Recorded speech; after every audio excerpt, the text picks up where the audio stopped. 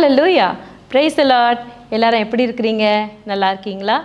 இந்த நாள் உங்களுக்கு ஒரு நிறைவான நாளாக, மனரம்யத்தின் நாளாக, ஆண்டவரை ஒரு புதிய விதமாய் அறிந்து கொள்ளுகிற ஒரு நாளாக இருக்கும் என்று உங்களை நாங்கள் வாழ்த்தி வரவேற்கின்றோம். இந்த நாளிலும் கிரேஸ் டிவியின் மூலமாக ஜீவனை பேசு என்ற நிகழ்ச்சியில் உங்களை மறுபடியும் சந்திப்பதில் மிகவும் மகிழ்ச்சி கொள்கின்றோம். மறுபடியும் சொல்லுகிறோம், ஜீவனை பேசுங்க, ஜீவனை மட்டுமே பேசுங்க. ஏனென்றால் நன்மையான எந்த ஈவும் பூர்ணமான எந்த வரமும் பரத்திலிருந்து உண்டாகி ஜோதிகளின் பிதாவாகிய அவரிடத்திலிருந்து வருகின்றது என்பதை நாம் நன்கு அறிந்திருக்கின்றோம். ஆமாங்க, நன்மையான ஈவு பூர்ணமான வரம் ஜோதிகளின் பிதாவாகிய அவர்கிட்டருந்து வரும்பொழுது அந்த நன்மைகளை மட்டுமே நாம் பேச பழகுகிறவர்களாக இருக்க வேண்டும். சங்கீதம் 115 பார்த்தீங்கன்னா, பூமியையோ மனுபுத்திரனுக்கு கொடுத்தேன் அப்படின்னு ஒரு வசனம் இருக்குது. ஸோ நம்ம பலுகி பெருகி பூமியை நிரப்பி கீழ்ப்படுத்தி ஆண்டு கொண்டு அனுப்பி பார்த்தோம் இல்லைங்களா லாஸ்ட் டைம். அதே மாதிரி அது எதற்காக கொடுத்தார்னா, பூமியை மனுபுத்திரனுக்கு கொடுத்திருக்கிறார். ஸோ நம்ம வாழ்ந்து சுகித்திருக்க வேண்டும், ஆசீர்வாதமாக இருக்க வேண்டும்ன்றதான் நம்மளுடைய அப்பாவுடைய திட்டமாக இருக்கிறது. இப்போ எண்ணாகமும் 6ஆம் அதிகாரத்தில் பார்த்தீங்கன்னா 23ஆம் வசனத்திலேருந்து வாசிக்கிறேன். நீ ஆரோனோடும் அவன் குமாரரோடும் சொல்ல வேண்டியது என்னவென்றால், நீங்கள் இஸ்ரவேல் புத்திரரை ஆசீர்வதிக்கும் போது அவர்களை பார்த்து சொல்ல வேண்டியதாவது, கர்த்தர் உன்னை ஆசீர்வதித்து உன்னை காக்க கடவர். கர்த்தர் தம்முடைய முகத்தை உன்மேல் பிரகாசிக்க பண்ணி உன்மேல் கிருபையாய் இருக்க கடவர். கர்த்தர் தம்முடைய முகத்தை உன்மேல் பிரசன்னமாக்கி உனக்கு சமாதானம் கட்டளையிட கடவர் என்பதே. இப்படின்ற வார்த்தைகளை சொல்லி இஸ்ரவேல் புத்திரர்களை பார்த்து அவர் என்ன சொல்கிறாரு? ஆசீர்வதிக்கும்படி சொல்கிறார். இவ்விதமாய் அவர்கள் என் நாமத்தை இஸ்ரவேல் புத்திரர் மேல் கூற கடவர்கள், அப்பொழுது நான் அவர்களை ஆசீர்வதிப்பேன் என்று சொல் என்றார். இவ்விதமாக கர்த்தருடைய நாமத்தை இஸ்ரவேல் புத்திரர் மேலே நாம் கூறி ஆசீர்வதிக்க வேண்டுமா? இது யார்கிட்ட சொல்கிறார் பார்த்தீங்கன்னா, ஆரோனோடும் அவன் குமாரரோடும் சொல்கிறார். யார்னா, அவங்க ஆசாரியராக இருக்கிறாங்க. அதனால் அந்த ஆசாரியர்களிடத்தில் சொல்லி இஸ்ரவேல் புத்திரர் மேலே நீங்கள் இப்படிப்பட்ட ஆசீர்வாதமான வார்த்தைகளை அவர்கள் மேலே கூறுங்க அப்படின்னு சொல்கிறாரு. சரிங்க, நாங்கள் தான் ஆசாரியர் இல்லையே அப்படின்னு இன்னைக்கு உங்களால் சொல்ல முடியுமா? இல்லை. ஏன்? இன்னைக்கு உங்களையும் என்னையும் அவர் என்ன பண்ணியிருக்காராம்? ஆசாரியராக, லேவியராக, அவருடைய சொந்த ஜனமாக அவர் ஏற்படுத்தி இருக்கிறார். அதனால் நான் ஆசாரியன் இல்லை, நான் ஆசீர்வதிக்க முடியாது அப்படின்னு நீங்களும் நானும் சொல்ல முடியாது. கரெக்டு தானே? அதனால தான் நம்ம ஒவ்வொருத்தரையும் ஒருத்தரை பார்த்து பிளஸ் பண்ணணும் அப்படின்னு அப்பா நமக்கு சொல்லி கொடுத்துருக்கிறார். எப்படின்னு பார்த்தீங்கன்னா, அவருடைய நாமத்தை சொல்லி ஆசீர்வதிக்க வேண்டும். அப்படி சொல்லும் போது என்ன நடக்குதுன்னா, காக்கப்படுதல், ப்ரொடெக்ஷன் உண்டாகுது. ப்ரொடெக்ஷன், பாதுகாப்பு உண்டாகுது. நம்முடைய வாழ்நாட்காலங்களில் நமக்கு தேவையான எல்லா விதமான பாதுகாப்பும் தேவனுடைய நாமத்தை கூறும் பொழுது நமக்கு உண்டாகிறது. அடுத்து என்ன உண்டாகுது பார்த்தீங்கன்னா, அவருடைய கிருபை நம்ம மேலே முழுமையாய் இருக்கிறதை நம்மளால் பார்க்க முடியும். அவருடைய கிருபை எல்லா சூழ்நிலைகளுக்கும், எல்லா காலகட்டங்களுக்கும், எல்லா விதமான போராட்டங்களா, பிரச்சனைகள், வாட் எவர் எதுவாக இருந்தாலும் அதை மேற்கொண்டு அதை ஜெயித்து தேவனுடைய நாமத்துக்கு மகிமை கொண்டு அவருக்கு சாட்சியாக இருக்கும்படியாக நமக்கு தேவையான தேவனுடைய கிருபை அவருடைய நாமத்தை கூறி ஆசீர்வதிக்கும் பொழுது நமக்கு அது கிடைக்கின்றது. அடுத்து பார்த்தீங்கன்னா, சமாதானம் கட்டளையிட கடவர் அப்படின்னா அவருடைய பீஸ், உள்ளான சமாதானம், தெய்வீக சமாதானம், உலகம் கொடுக்க முடியாத அந்த சமாதானம், கல்வாரி சிலுவையில் அவர் நமக்காக சம்பாதித்து கொடுத்த அந்த சமாதானம். ஒருவேளை பூட்டின அறைக்குள்ள சீஷர்கள் எல்லாம் ஒளிந்து கிடந்த பொழுது எங்கே யாருனா அவங்களையும் கொண்டு போட்டுடுவாங்களோன்னு நினச்சப்போ அந்த பூட்டின அறைக்குள்ள உங்களுக்கு சமாதானம்னு இயேசு சொன்னார் இல்லைங்களா? அதே சமாதானம் பூட்டப்பட்ட அறையாக இருக்கிற உங்கள் இருதயத்துக்குள்ள எல்லா விதமான காயங்கள், கசப்புகள், வேதனைகள், மன்னிக்க முடியாத சூழ்நிலைகள், அப்படிப்பட்ட காயங்கள் இறுக்கமாய் யாரையும் அந்த காயத்துக்குள்ள, அந்த இருட்டு அறைக்குள்ள ஒருவரையும் உள்ள விடாத, என்னுடைய வலி எனக்கு தான் தெரியும், அது உங்களுக்கு எப்படிங்க சொன்னால் புரியும் அப்படின்னு அந்த வலியையும் வேதனையும் நீங்கள் தாங்கி கொண்டு வாழ்ந்து கொண்டிருக்கலாம். ஆனால் தேவனுடைய நாமத்தை, சமாதானத்தை ஆசீர்வாதமாக கூறும் பொழுது அப்படிப்பட்ட பூட்டப்பட்ட இருதயமாக இருக்கிற காரியங்கள், பூட்டப்பட்ட கதவுகளாக இருக்கலாம், எப்படிப்பட்ட தடைகளாக இருக்கலாம், அதையும் தாண்டி தேவனுடைய சமாதானம் அந்த சூழ்நிலைகள் மீது நிச்சயமாய் தங்கும். அதனால தான் இப்படிப்பட்ட வார்த்தைகளை சொல்லி ஒருவரை ஒருவர் ஆசீர்வதிக்க வேண்டும் என்று நமக்கு தேவன் சொல்லி கொடுத்திருக்கிறார் பாருங்க.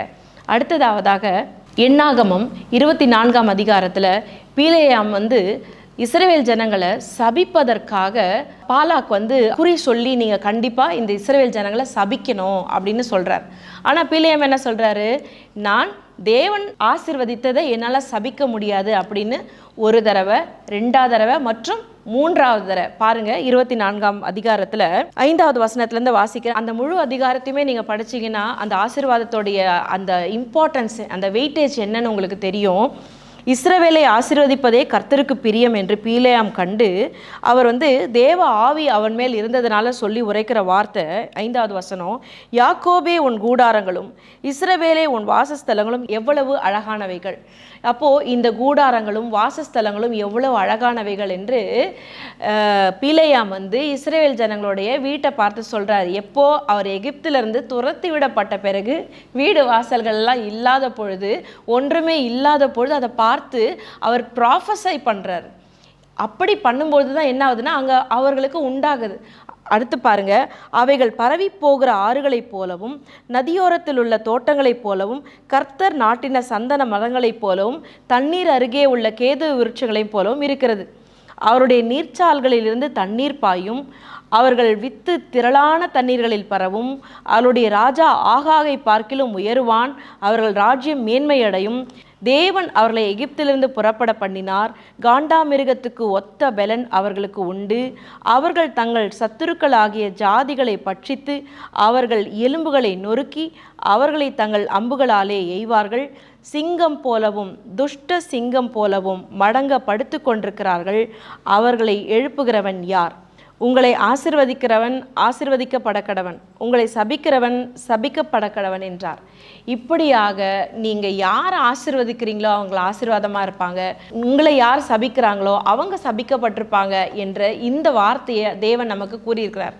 நல்லா தெரிஞ்சுக்கணும் பாருங்க. அவங்க என்னை சபிச்சிட்டாங்க, இவங்க என் மேலே இப்படி பேசிட்டாங்க, இவங்க என் மேலே கெட்ட வார்த்தைகளை பேசிட்டாங்க, என்னுடைய குடும்பத்தையும் என்னுடைய தலைமுறையும் என் பிள்ளைகளையும் இவங்க சபிச்சிட்டாங்க அப்படின்ற பயமே உங்களுக்கு இருக்க வேண்டாம். ஏன்னா காரணம் இல்லாமல் விட்ட சாபம் தங்காது, பலிக்காது. அதே மாதிரி ஒருத்தவங்க வீட்டுக்கு போனால் அவங்க மேலே நீ ஆசீர்வாதத்தை கூறு. ஒருவேளை அவங்களுக்கு அது பிரயோஜனமாக இருந்தால் அது அவங்க தலையில் மேலே உட்காரும், இல்லைனா அது எங்கேருந்து வந்ததோ அவங்க திரும்பி போயிடும். அதனால தான் நீங்கள் ஒவ்வொரு வீட்டுக்கும் செல்லும்பொழுது நீங்கள் ஆசீர்வாதத்தை மட்டும் சொல்லுங்கள் அப்படின்னு ஆண்டவர் நமக்கு சொல்லி கொடுத்துருக்கிறார். அதனால் நீங்கள் எல்லாரையும் ஆசீர்வதிங்க, ஆசீர்வதிக்க வேண்டியதே அன்றி சபியாதிருங்கள் என்று இந்த நாளில் நாங்கள் உங்களுக்கு சொல்லுகிறோம். என்னங்க நீங்கள் எப்படி சொல்கிறீங்க? எல்லாரும் எங்களை பார்த்து தப்பாக பேசுகிறாங்க, ஏதோ ஒன்று சொல்கிறாங்க, சொல்லாததை சொல்லன்றாங்க, இல்லை சண்டை போட்டுக்கிறாங்க, ஏதோ ஒன்று எங்களை பற்றி தப்பாக சொல்லும் போது எங்களால் எப்படி அவங்கள ஆசீர்வதிக்க முடியும் அப்படின்னு கேட்டுக்கிறீங்களா? இதுதான் கிறிஸ்துவோடைய அன்பு. நாம் மற்றவர்களிடத்திலிருந்து, இந்த உலகத்திலிருந்து அந்த அன்பை பெற்றுக்கொண்டு, பிள்ளைகளிடத்திலிருந்து அன்பை பெற்றுக்கொண்டு பிள்ளைகளுக்கு கொடுக்கல, கணவரிடத்துலேருந்து பெற்றுக்கொண்டு கணவருக்கு கொடுக்கல, மனைவிக்கு கொடுக்கல, மனைவிடத்துலேருந்து பெற்றுக்கொண்டு கணவருக்கு கொடுக்கல. ஆனால் எங்கேருந்து கொடுக்குறோம்? தேவனிடத்திலிருந்து பெற்றுக்கொண்டு அவரிடத்திலிருந்து முழுமையான அன்பை நாம் அனுபவித்து ருசி பார்த்து அதை மற்றவங்களுக்கு ஷேர் பண்ணுற இடத்துல இருக்கிறோம். அதனால் இந்த அன்பு, பூரண அன்பு பயத்தை புறம்பே தள்ளும். தேவனுடைய அன்பில் நம்ம நிரப்பப்பட்டு மூழ்கப்பட்டு அந்த அன்போட மிகுதியினால், ஓவர்ஃப்ளோனால் நம்ம மற்றவர்களுடைய அந்த தவறான காரியங்களையோ அவர்கள் நமக்கு செய்த தீமையான விஷயங்களையோ நம்ம நினைவுபடுத்தாமல் கர்த்தருடைய அன்பை நம்ம அவர்களுக்கு சொல்லுகிற இடத்துல தான் இருப்போம். இப்படி தான் நம்மளும் ஜெயிக்க முடியும், அவர்களையும் கிறிஸ்துக்குள்ள அவங்கள சம்பாரிச்சிக்க முடியும். அன்பின் வாழ்த்துக்கள். இந்த நாளில் இந்த வசனத்தை கேட்ட நீங்கள் எல்லாரையும் நீங்கள் ஆசீர்வதிக்கணும் அப்படின்ற ஜீவனை பேசுவீர்களாக என்று சொல்லி உங்களை வாழ்த்துக்கிறோம். ஜெபிக்கலாமா? ஸ்தோத்திரம் அப்பா, தகப்பனே உம்மை ஸ்தோத்திரிக்கிறோம். இந்த நேரத்திலும் கூட அப்பா, மற்றவர்கள் மேலே ஆசீர்வாதத்தை பேசும்படியாக நீர் எங்களை முன்குறித்த கிருபைக்காக நன்றி செலுத்துகிறோம். தகப்பனே, பரவி போகிற ஆறுகளைப் போல இவர்கள் இருக்கும்படியாக ஜெபிக்கிறேன் அப்பா. ஆண்டவரே, இவர்கள் பெலன் காண்டாமிருகத்துக்கு ஒத்த பெலனாக இருக்கும்படியாக ஜெபிக்கிறோம் ராஜா. ஸ்தோத்திரிக்கிறோம். தேவன் நீர் ஆசீர்வதித்த காரியம் எல்லாம் ஆசீர்வாதமாக தான் இருக்கும். இதை யாராலும் இதை சபிக்கவே முடியாது என்பதை இந்த பிலேயாமுடைய வாழ்க்கையில் நடந்த காரியத்தை பார்த்து நாங்கள் கற்றுக்கொண்டிருக்கிறோம் கர்த்தாவே.